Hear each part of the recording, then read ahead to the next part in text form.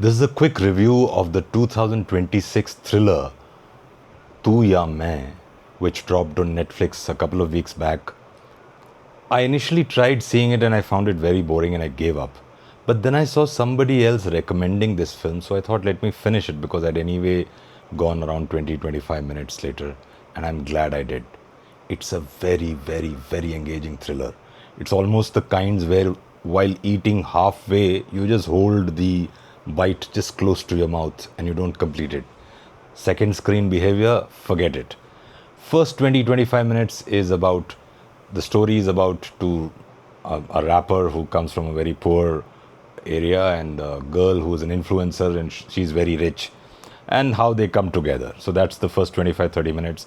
Very boring, and if you could have just removed the first 25 minutes or crunched it into 5 minutes, it would have been a great help.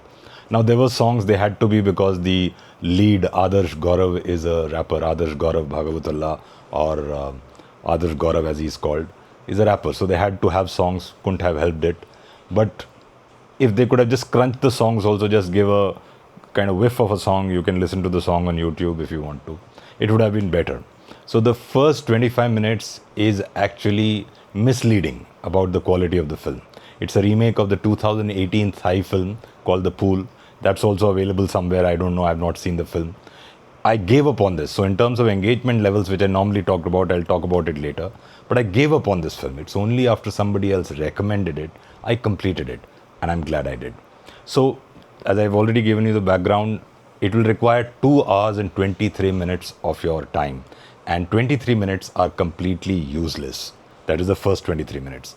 And also the last 2 minutes, not a good ending. But the middle part is very engaging. Very engaging. Lives up to the name of being a thriller. So watch it because of that, and you can fast forward the first few minutes. First few minutes is basically a very rich girl, a very poor guy, both ambitious, coming together. That's it, in one line summary. After that, what happens is the story. The crocodile here is not real. It's you can see it, it's very obvious, it's AI generated and all, but still it scares the hell out of you.